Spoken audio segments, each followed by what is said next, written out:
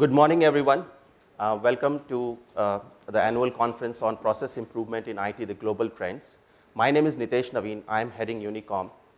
And let me, on the outset, inform you that I just returned from UK, and we had a great conference on process improvement, which happened in London. And when I told that we are also doing in India, then most of the people in the audience, they really appreciated it because they are looking professionals working in India to take the process improvement in IT to the next level. So the expectation on the global front is that the professionals in India should lead the process improvement and the delivery side for the rest of the world. So that's the feeling I got when I was present there and I was talking to the speakers and the end delegates. Let me thank our sponsors, Scrum Alliance, for making this event happen, and KPMG, who is our knowledge partner, for conceiving and helping us to develop this program. Let me thank Mr. KSG Shankar, who is chairing this event. He has been generous enough to advise us throughout the design process of this event and helping us in getting in touch with some of the leading thought leaders in the country. Unicom it's a global training and seminars company, and we have been in operation since 1984. And we are mostly present in Europe and North America. And in India, we started our business 3 years back. And since then, we have done decent work with the industry. We are registered with over 200 companies as a training provider, and our focus area is in process improvement, which specializes. We specialize in ITIL, CMMI, Six Sigma, Agile, Scrum, and we work with our partners. So some of the companies with whom we share very good relationships and we partner with in consulting and training. It's KPMG. We also do a lot of business with North American companies like Agile Consulting, and we also work very closely with some of the leading industry bodies like Scrum Alliance, PMI, and also we have some kind of a give and take relationship with NASSCOM. So on that note, let me welcome everyone. I'll just go through the program agenda and also tell you the objective of this workshop. So the whole program has been divided into two parts. The first half it talks mostly about the process and about the frameworks, while the second half is about the culture and about the people side, what it takes to implement or to improve a process in the company. Now, the whole objective of this program was to throw questions and challenges, throw questions to some of the existing models and really find out that are these models right for your company or for your setup. So we have provided enough opportunity for you to ask questions to our experts. And at the end of the conference, we have a panel discussion and networking session. This usually is the most dynamic and the most interesting part of the event. And please make sure to ask any questions during the panel discussion if you are not able to ask during the speaking slot. So feel free and have a wonderful day today. In case if you require any help or if you are not comfortable with the temperature, just let us know. We are 4 of us from Unicom, and we'll be present throughout the day. Thank you. And now I'll introduce Mr. KSG Shankar. He's chairing the event today. He's a process transformation expert for the software industry, and he's a certified CXO coach. He's a former vice president and chief quality officer of Symphony Services. He'll be introducing and he'll be setting up the scene and also invite the speakers who are present right now. So over to you, Mr. Shankar.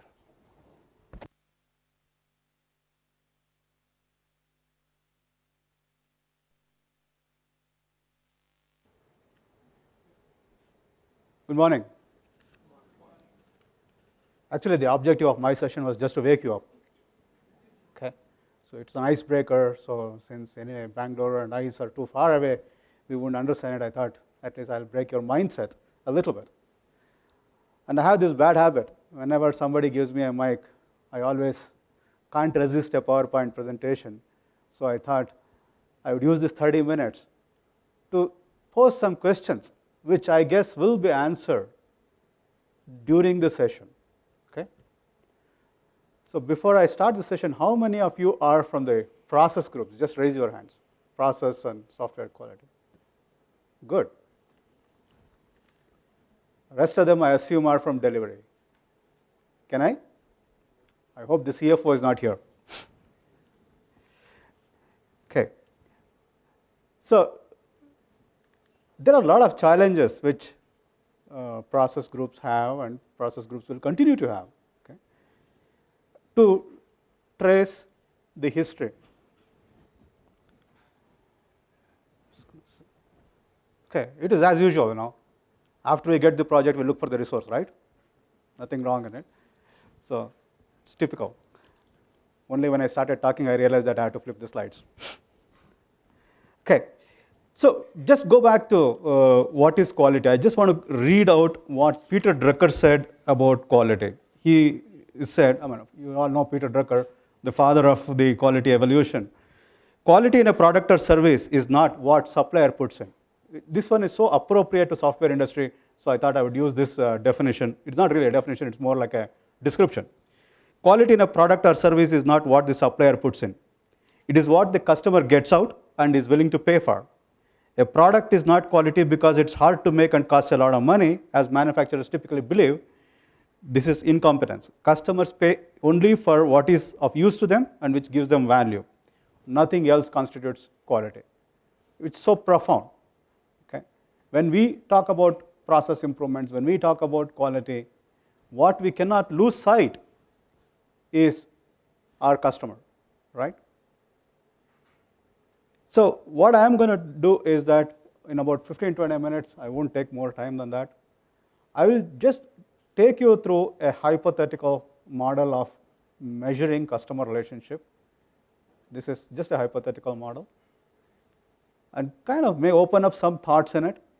And then in the subsequent sessions, you are going to hear a lot about the expertise, experience, and the challenges faced by the people from different organizations. They will talk to you about how they overcome that, and I'm sure you would yourself would have faced a lot in your own organizations.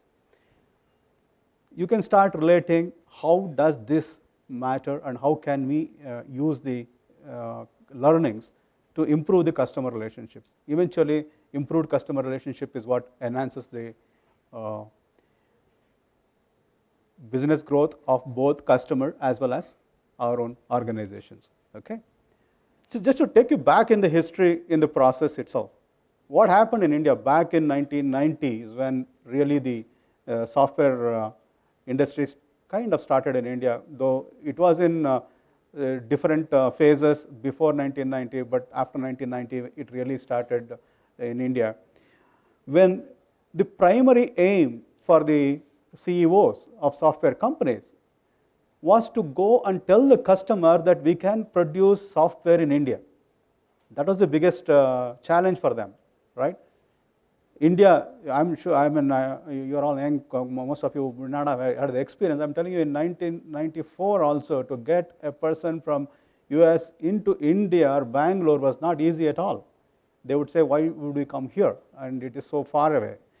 Then, the way to get started or get a kickstart to show that we can produce quality software, the CMM models helped a lot. Motorola took the level 5 certification, and that was the first unit in Bangalore which took the certification across all Motorola units in across the world. But when they did that, and then they started giving a path to the rest of the Indian organization that a CMM certification makes the people abroad take a look up and look at you and then say, hey, there is something here that we can do. It really worked well. And then we moved into the next level where when people started outsourcing, it was more like, are you going to deliver what we ask? So the focus came towards project management in our processes. It was not just only the certification that was necessary. How do you implement the project management process? Then when it became a norm to outsource to India, the operational efficiency started coming in because customer expectation moved towards delivery, cost, quality. Okay? Then we started talking about cost management, ramp-ups, resource utilization. Of course, we never left the project management and delivery excellence, which was delivering the products of the right quality. Then the next phase, which is probably the current phase, is customers are asking, can you own our product? Can you take this as your own product and run? Where they are looking at innovation, technology leadership, IP creation. Can you create your own IP so that we could use it on our product? These kind of questions are coming up. And then finally, the last phase, which is happening in some companies, is partnering with customer, where you and the customer go to the market, take the product as if it's your own, and then you create innovative business models. You also have to invest. You look at market research. So you are as much the customer. You are fused into one. That's about the final phase of the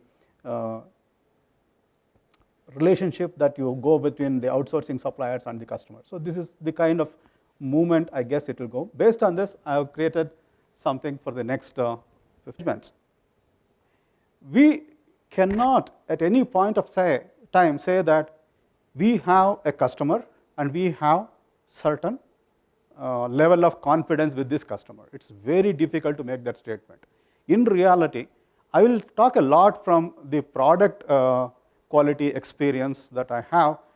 Some of it may not be very relevant to like on-site customization kind of a thing, but do bear with it. This is relevant to nearly 70 to 80% of the activity that we do. The customer comes to us with different types of requirements. At any point, if customer has multiple products with them and they have an engagement with another company, they can be in any one of these 5 phases. Okay? They can be in any one of these 5 levels. The lowest level is resource outsourcing. Then you go to project outsourcing, product development, have global teams, and then strategic partnership. Ultimate is business partnership. I'll go through what do I mean by each one of them. In the level 1, which is the resource outsourcing, the customer expectation is all about, do you give me some competent resources? I will take care of everything else. Okay? I'm sure you would have experienced several projects like this. Just give the competent resources, I will take care of it. Here, his expectation is very simple. I'll need people who are good. I want on time. I don't want these people to quit, just take care of them. And then I want them to have some good communication so that they understand, because we have to frequently work with them. I just want these basic parameters. What would be the supplier focus? Supplier is the organization, that outsourcing organization. Here, the focus is all about recruitment efficiency. Is my recruitment engine running very well? Can I get the right competence on time? What are my employee retention? Like, how do I tell the employees that this is a good project to work and continue to work there and make sure that their engagement is good? And then how do you continuously develop their competency? These kind of 3 things, if you focus, you have a very competent resource, and that is what is customer expectation. And the business driver for this, for the customer, when I say business driver, why did the customer outsource back into us? When you look at that kind of a business driver, it's typically customer is looking for simple resource augmentation because it is low-cost resource that he needs, nothing else. And then this is meant for his variable resource need. Very often it's for variable resource need. That means they want it for 6 months when the peak hits, and then they want to taper it down. If it were a consistent need, probably in this kind of engagement, customer would have recruited themselves. It is very unlikely that they would have outsourced it. This is typically used in variable customer need. And then most of the time it is low-end work outsourcing. Okay? They will just say, just code this for us or test this for us. This kind of work is typical. Okay? This is the first level. When you have a customer engagement, this is about the first level. I can't think of anything below this. So I assume one. If any of you, please feel free to interrupt if you have your views on it and if you have some point to talk about. Okay? Then if you do this very well, typically you move into the second level. Oh, sorry, I missed the last one. Here, the customer in essence is saying, just do as I say, nothing beyond. Okay? Sometimes I have, in my experience, heard, particularly when I was working in my previous company in Symphony, we used to work with quite a few startups. Then I go and tell them we could use this process and we can do this better. He'll just say, please leave me alone. Just let the code get developed. Okay? I've heard this. I'm sure some of you have heard this, right? Oh, good. I was not alone. Okay. So what type of a person you need? Can you read from there? Oh, good. Okay. This is the type of people normally expectation from the customer. The second level is project outsourcing. Here, the customer expectation is little different. Of course, competent resources still remain. When he outsources a full project to you, they are looking at committed delivery. Can you deliver this project on time to me? Are you confident enough? Okay? Do you know how to manage this project? Are you sure? This is just not sufficient for me to have good people, but do you have the project management capability? Can you guarantee me the quality of delivery? When you deliver the product, can I use it? Okay? And then, do you have some well-managed processes so that from project to project, if I keep giving, are you going to discover everything all over again, or are you going to use what you have? Okay? So this is what customer is looking for. And from the supplier's point, the focus is all about process and project management. Change management, this is very important in a project. How do you manage change? Change is given. You can't get away from change, right? So when the change is given, how do you manage change? Of course, competency development still is there. There is a significant amount of presentation skills that you need.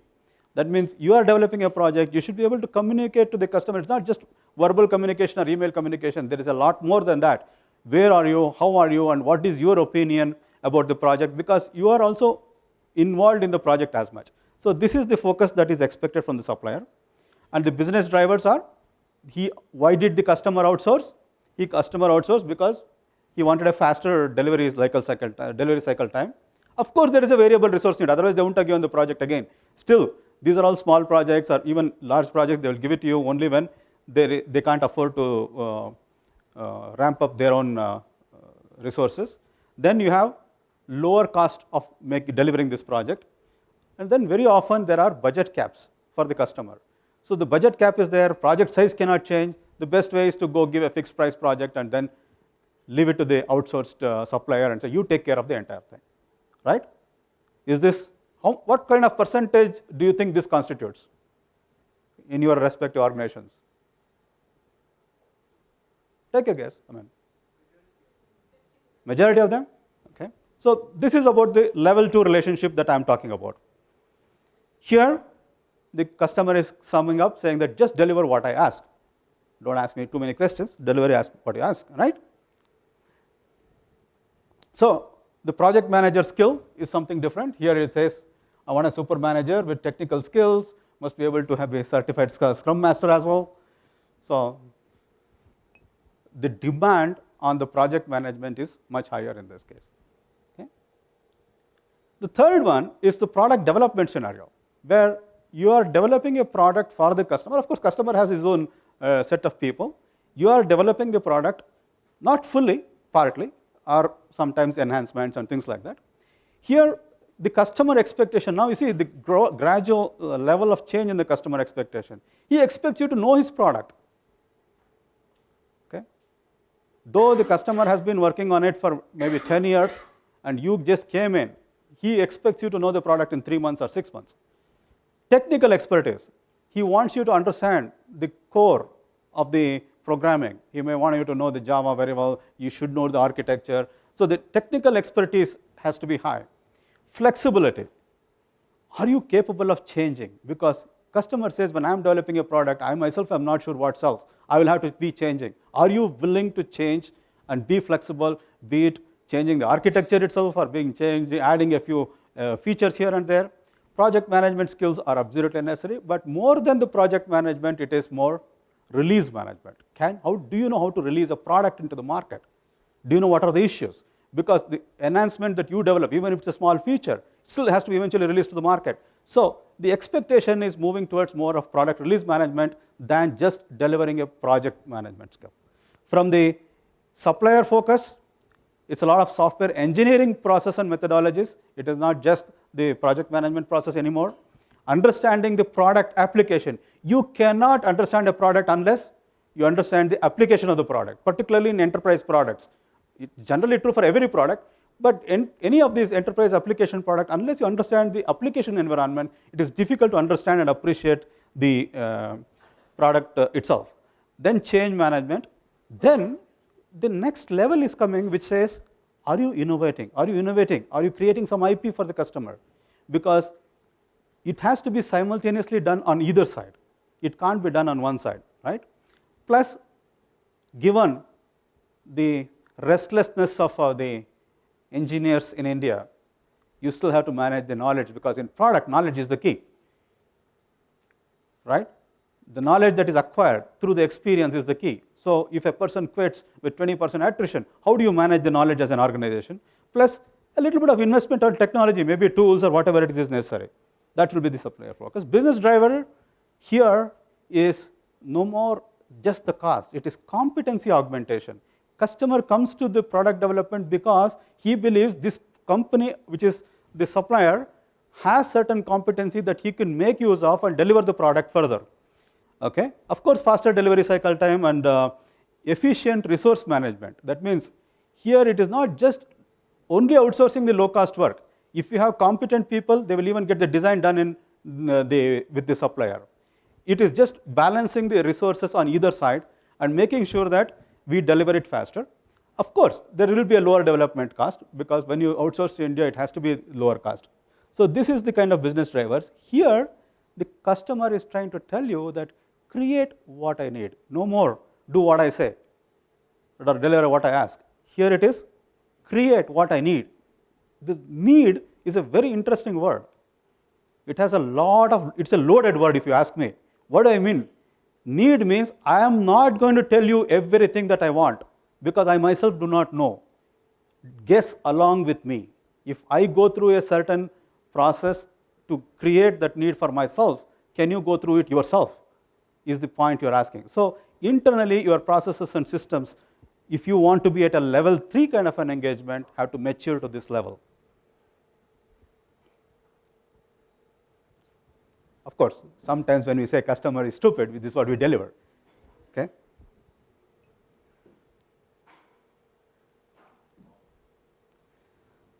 The next level, which is much higher level of engagement, is global teams. Global teams, of course, a lot of multinationals in Bangalore or in India operate on global team concept today. Here, it is a seamless team across the world. People are all the same. It's just that they are located in different countries. Again, product knowledge, technical expertise. The key is collaboration here. It is no longer you are delivering something which he is going to use. It's continuous development across. I'm sure you heard continuous integration and all those kind of methodologies in software engineering which you use. Rest of it is about the same. The key, of course, is the collaboration part. The partner focus is software engineering and methodologies, and slowly some term called product management will come in. You have to understand the product feature, how it gets developed, why is it getting developed. You got to listen to the customer's customer. If you want to do a global part of the global team, the question is, are you exposed and are you listening to customer's customer? Do you understand the market of the customer's product, etc.? Okay? Innovation, etc. And of course, one of the focus for the global team is also cultural integration. You got to integrate people. You can't have people in India thinking very differently from people in US or Europe or someplace. You got to put your effort to say that when he says this is what he's trying to say. When you say something, this is how you should say. You got to go into this behavioral training, etc., which becomes extremely important in global teams creation. Okay?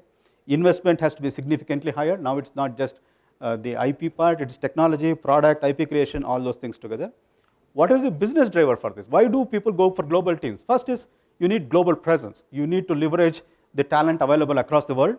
Second is the follow the sun delivery model. You know all those follow the sun delivery model because you want to do it much faster. The third one is efficient resource management. And a lot of times, now in India it's becoming significant because Indian market is growing.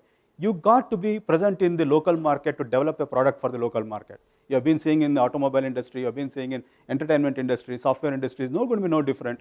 You have to be present in the local market. Those are the business drivers for going for the global teams. And here, the concept is let us build together. There is no such thing as you and me anymore. Okay? So if you notice, I changed the level 4 from supplier focus to partner focus. From level 4 onwards, it's no longer supplier-customer relationship, it's a partnering relationship. Then, I'll skip these slides. Level 5 is strategic partnership. This is getting to be much higher level, where customer expectation is that, can you come up with product strategy for me? What is the product that I should produce? He's no longer telling, I know what I'm going to want, what I want. He's saying that you are equally competent, your CTO and my CTO can sit together, create a product roadmap for us. And he's expecting you to have technology leadership. That means just don't say that you are going to do what I ask.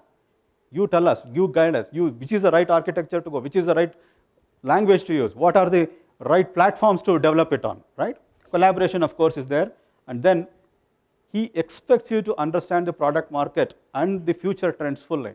Otherwise, you can't create a roadmap, right? You can't create a product roadmap unless you know where the market is moving. And he's expecting you to invest on that. And from the partner side, you have got to look at product marketing now. It's not just sufficient to understand product management only. You got to understand product marketing. How does it get marketed? Of course, listening to customer, etc., etc. Okay.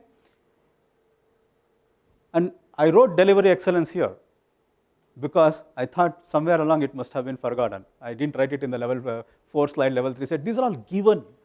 Delivery excellence is given by this time. It is like you can't be at a level 5 strategic partnership if your delivery is not meeting level 2, obviously, right? So these are all given, but I thought I'll just remind you that don't forget delivery excellence somewhere.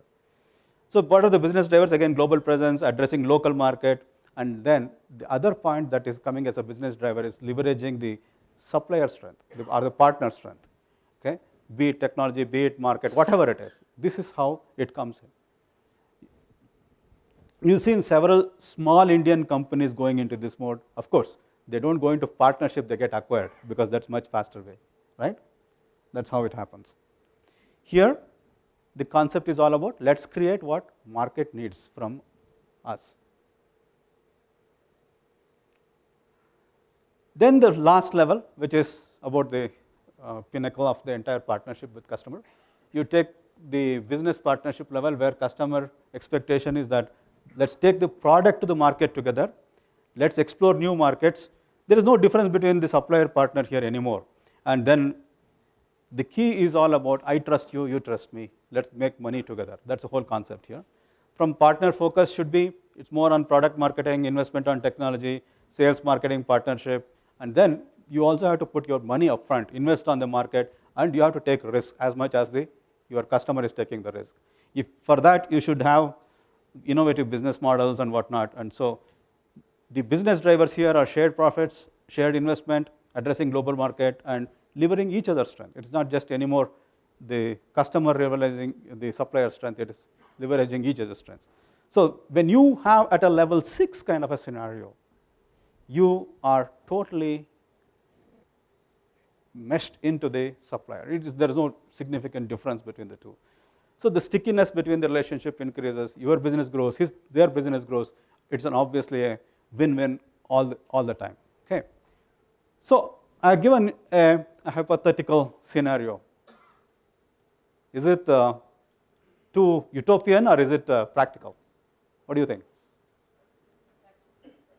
You really think so? So being a process guy, I can't stop. Yes. Next, I love that because if it's hypothetical, it can't be fully practical. I am aware of it. So being a process guy, I couldn't stop at this. So I said, so what if this? How do we really implement it? So the next 3 slides will talk about, is it possible for us to implement? Okay. So just quickly saying that it's extremely difficult for anyone to say that I will move from level 1 to level 5. Typically what happens is in a product lifecycle, if you look at, very often the 1.0 release, you could be at level 6. That's about the best you can have. It's not that you can't be at level 2 or level 1 in 1.0 release. It is possible to have level 1, level 2 kind of engagements, even at 1.0 release. But I put kind of the best possible scenarios, level 6 in the 1.0. Okay? When you are in the growth phase, you are either at level 4, 5, which is you are building too many enhancements.